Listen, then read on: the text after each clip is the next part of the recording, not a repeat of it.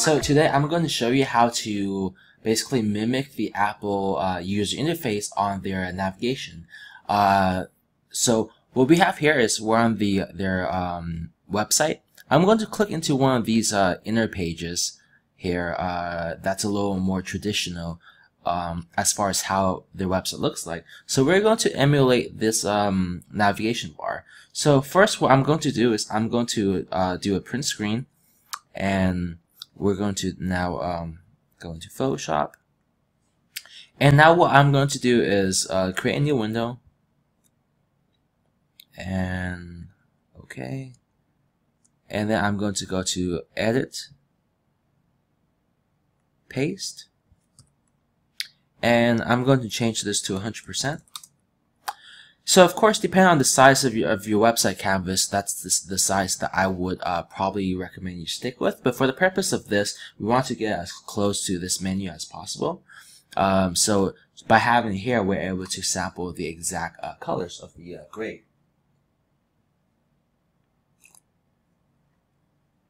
A little bit of coffee. So now what I'm going to do is I'm going to create a new layer. And I'm going to just move these guys right over here. And I'm going to select the round rectangle tool. The radius is 5. Let's see. Close enough, right? So I'm going to now make it this size, which, you know, we can always adjust it. Adjust this a little bit later. So I'm going to put this layer down here, and now what I'm going to do is create a new layer and basically block out everything so it doesn't look as confusing. So if I go to the paint bucket tool and I change this to maybe white, and now if I just select right here and click on delete, here we have just the navigation. And what I'm going to do is I'm going to hold down Shift and merge these two layers just to make it a little bit simpler. So we have this layer, and then our bottom layer is that. So now what we can do is for the layer right here, I'm going to double click on here. And it doesn't matter when you start out what color you start off with, because we're going to use the gradient overlay tool. And click on that. And then so for the bottom of the gradient, what you want to do is select right over here. And then for the, so notice on the middle of the gradient, they actually shift colors. So we're going to, I'll show you how to do that right now. So what I want to do is hit right here, right before the middle line. Click on that. And then I'm going to sample right over here. Click on OK, and now I'm going to click to the right of that, and now I'm going to sample this color right here.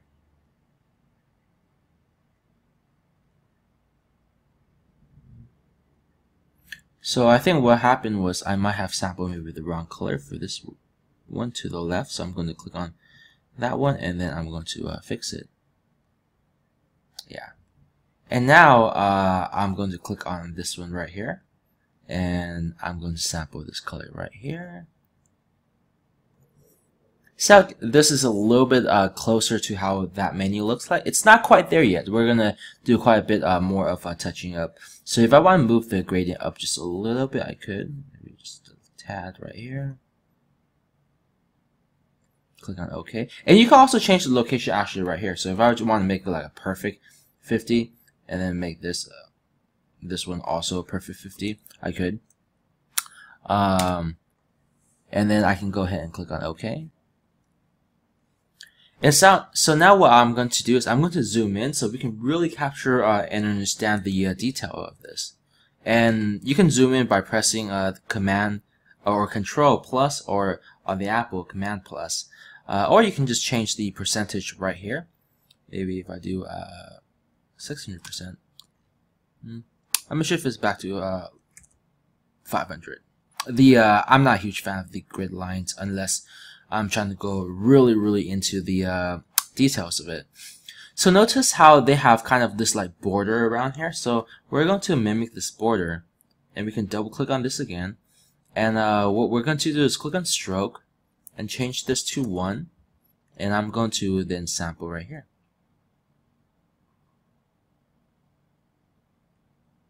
So interesting enough, I think if I sample it down here, it's a little bit darker than if I sample it up there, which is not a problem.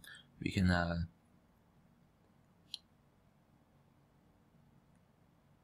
actually, to make this simple, because I'm going to leave it maybe just like this. Otherwise, I think if I try to go through all of these details, it's going to drag on the video. Now what I'm going to do is mimic this a logo. So maybe what I'll do is go ahead and go to the custom shapes, and let's pick one out. Let's see which one looks similar here. How about this rabbit one, or this cat one? A little cat right here.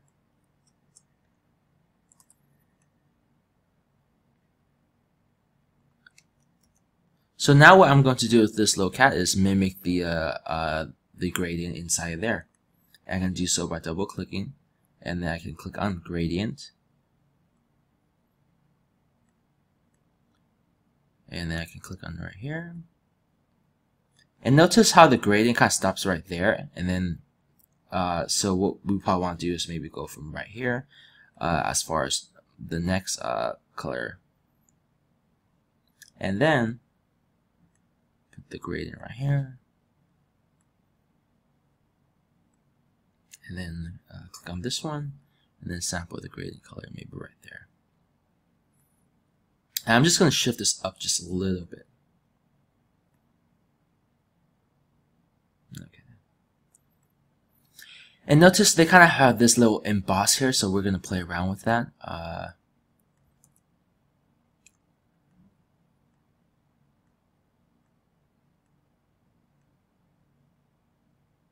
Let's see. Just FYI, I don't often use the Embossed Tool, so bear with me here as I try to match the exact colors that they have right there. It's more of like, so it's close enough. I mean, I can go in and then really mess with the detail, and you can basically change the basically how well, the depth of it, which is how much contrast is in the border right there. So actually, this is what I was gonna to initially show you with the outer border, but I think for the sake of this, I'm just gonna leave that as the stroke. So for this line right here, I'm going to then create a new layer, and then I'm going to just basically have a 1 pixel line, and I'm going to take this and drag this down. Oops. If you have the arrow, make sure you uncheck that. So now what I'm going to do is just create a line, and now I'm going to so basically I hit V, basically changes to the move tool on the keyboard, and I'm going to with the arrows move up by 1 pixel. And I'm going to change the opacity here to maybe like 10%. And now what I'm going to do is we'll create the next button right here. So what we're going to do is I'm going to create a new layer here, and I'm going to go ahead and basically make a little box.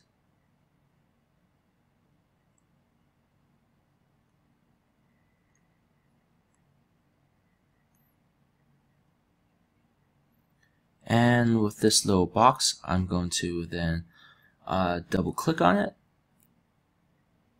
and I'm going to do a stroke, and it's going to be 1 pixel stroke. And of course, depending on exactly how you want to do it, you don't even have to follow my tutorial to the T, but this basically will give you a fundamental understanding of how it's done, and then as far as the exact colors and exact look and feel, you can kind of decide for yourself how yeah, how you would like it to be. So notice over here, there's actually kind of like a little inner glow. So we're going to duplicate that as well. So maybe the inner glow doesn't always necessarily mean a glow in this case. I'm just saying that they've used the inner glow style, but the actual glow color is dark. So if I choose black and maybe make it around like 25%, that kind of mimics this a little bit better. Now looking at this, there's a little bit of noise, so we can add that, or it might actually be an artifact from them saving it, so the website loads a little faster. But just wanted to point that out, but it's not a huge deal. And now what we're going to do is we're going to create the line on the other side. Actually, I'm going to move the initial line 1 pixel to the left, because that's how they have it. And I'm going to then, to duplicate, I did the keyboard shortcut, but basically I'm going to go back and duplicate this layer with the line. And then I'm going to hold it down Shift on my keyboard, and I'm going to move this line across and put it right here.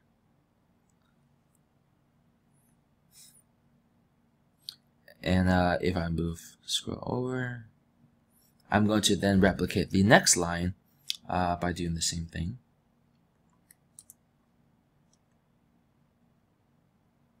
And then going to duplicate this line again, and move over, and this time it's going to be black. And I might want to change this from 10% maybe to 20% to give a little more depth, and then I'm going to go back to the original, or this white line, duplicate that, move it over. And of course, I can change the contrast of the lines and whatnot, and adjust it that way if I really want to be picky about it. But so right now I'm going to zoom out by pressing Control 1 or Command 1. So see how we have a navigation that very closely resembles the Apple one, so we have a little cat instead. And we're going to then go with the as far as typing in some of the fonts. So what I'm going to do now is I'm going to create the rest of these little guys right here. So I'm going to actually create a new folder, and I'm going to put these 3 lines in this folder, so that way I can just duplicate the folder to mimic the dividers. And just FYI, what I'm doing is I'm holding down Shift and Alt on the keyboard, and if I drag it, that basically is the same as duplicating the layer. Or if it's more easier for you to just right click and click on duplicate, you can do that as well. And of course, it's not perfectly aligned to up there. I'm just doing a little bit quickly, so you can kind of get an idea of how that's done. And I'm going to replicate the search box right there as well. So what I'm going to do is zoom in.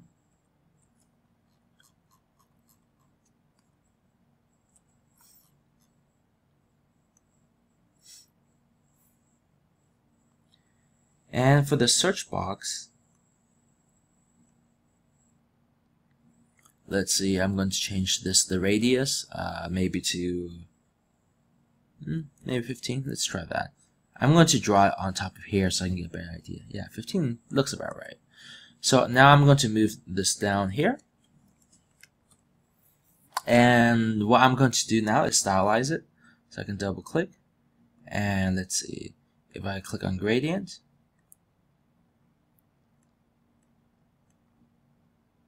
click on here. So basically, this process with the gradients is very similar, as the steps for the other gradients.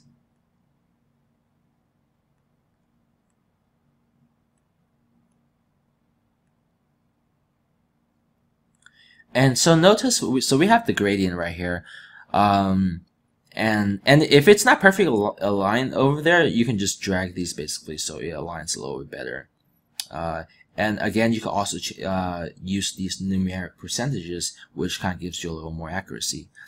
So what they have over here is they have the Embossed Tool, and I'm not going to be embarrassed to admit this is probably my as far as my least familiar set of styles within Photoshop. So let's see, check that, and if I choose maybe around right here. Now there's probably multiple methods of achieving basically a very similar thing. So yeah, somebody else might have a better method than what I'm showing you to achieve basically this thing. But this is one of the methods, and honestly, it might not even be the same method that they're using. Let's see, but I'm going to try to get it to look as closely and resemble as closely as I can make it.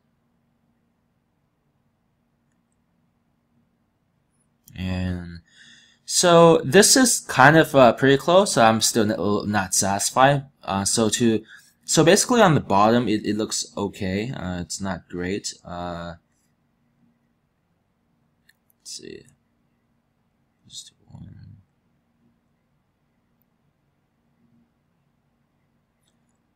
So you can just copy these values, or if you just want to play with it, that's probably what I recommend. So basically, to get the inner shadow to accentuate a little more, I'm going to then now add an inner shadow. And usually I would uncheck global light so it doesn't mess something else up. And I'm going to change this maybe to 3. Maybe change this to 2. Maybe change this to 2. And now I'm going to change the opacity of this. So basically, you know, at this point, I think it's close enough. So I'm going to now zoom back to 100%. So it's relatively close. I mean, if you really want to spend time and mess with it, you could. So now what we're going to do is type in the text for the labels. If I go back here, actually, I can tell you probably what font this is, unless they've that's just an image. Let's see. So that might be just an image.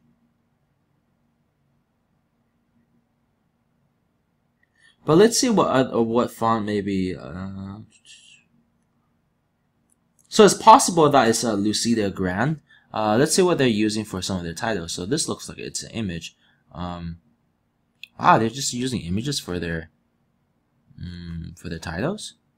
No font replacement. What? So let's see what their body text is. Yeah, so the body text is Lucida Grand. I'm going to use a different font. So I'm going to go back to the top layer and then create a new layer, and then I will click on the text tool, and then what I can do is just drag it all the way across, and then type in. So this is probably a little bit too big. One of my favorite fonts is Gotham, so I'm going to stick with Gotham for the font here. And you know what? Actually, change my mind. I think I do have the. Let's see if I have the font that they have. So I think this is a pretty relatively close deviation. So if instead of store, I want to say maybe home. And let's see, it looks like they might be 12 pixels. Oh, and if yours isn't pixels, it's not pixels by default. I changed the settings and preferences. So if that's not the case, don't worry about it. Just go with what looks right on your screen. And also, once you have the and if you don't see this like border around the text, that means that it's displayed as point text. So I just basically convert to point text. Point text basically means there's no container. Or I can right click, convert to paragraph text, and now there is a container, and I can extend this container. So for the purpose of this, I'm going to convert back to point text just because I think that's what you guys or what you probably have by default. I can just add a bunch of spaces. But before I do that, I'm going to select all by Control A or Command A on Mac and change this to smooth. just so it renders a little bit nicely. And maybe I'm just gonna maybe instead of Mac, I'm going to put Quack, and then instead of iPhone, yeah, iPhone, and then let's see, MyPad.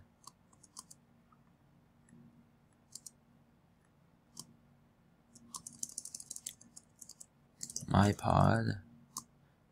So as I'm doing this, just FYI,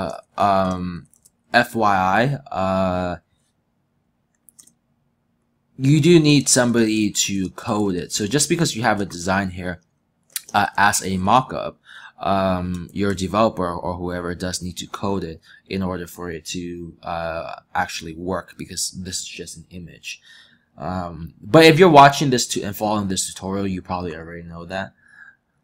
But for those who don't, just want to clarify. And what I can do is do an outer glow here. And then the reason, if I went a little bit too fast. So basically, after I've typed up all the text, I can double click on the text layer, and then I'm going to click on outer glow and change this from screen to normal, and change this color from white to black. And that will basically give you the shadow that you see. And I might change this to maybe like 30% or even 25%. And click on OK. And now I'm going to get this little search box or search icon. And I can just do that by going to Custom Tools. And within the Custom Tools, I can go to, let's see, there definitely is a magnifying glass here.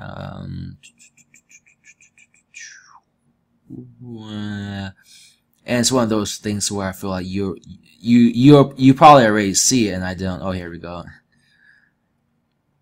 Oops. And so I'm going to draw the magnifying glass, right? Bam. And I'm going to zoom in to 500%. And for my purpose, I'm going to have the magnifying glass on the right side, just to be a little bit different. And of course, the magnifying glass looks a little bit different. So if I'm really like you're picky about that, I can actually, if I want to use the direct selection tool, maybe make this edge a little smaller. I could, and just maybe even bring this down a little bit by one. Bring this down.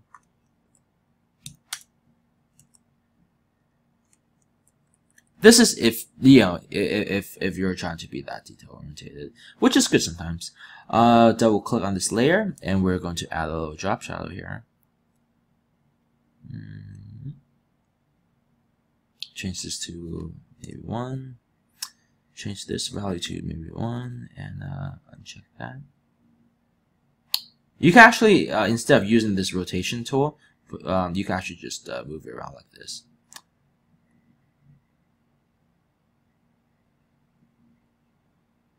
Close enough. So, gonna click on OK and maybe move up by 1. And here we go. So this is basically our version of the Apple menu bar. So hopefully you found this video helpful, and if you have, make sure that you go to my blog, yanshanghuang.com, and that is, I'm actually just gonna go here right now so you can see, yanshanghuang.com. I have a lot more tutorials on my website and also I share a lot of cool stuff. Like I went kayaking down the Colorado River, which was super fun. You can check out some of the images I posted there. So you can check out my blog posts. They're actually pretty entertaining. And I think you'll like it. And I have just a ton of other videos here, from Photoshop to Windows tutorials to even Facebook, Apple tutorials, coding tutorials. Check it out. And also like me on Facebook, follow me on Twitter, Google+. Feel free to follow me on Instagram as well. And all these metrics, they kind of help me build up my online credibility. So if you like my stuff, make sure you do that. I'll deeply appreciate it. And go to my YouTube channel. Feel free to subscribe if you haven't already. Check out some of the other videos. Other than that, thank you very much for watching, and thank you for liking this video, and thank you very much for subscribing.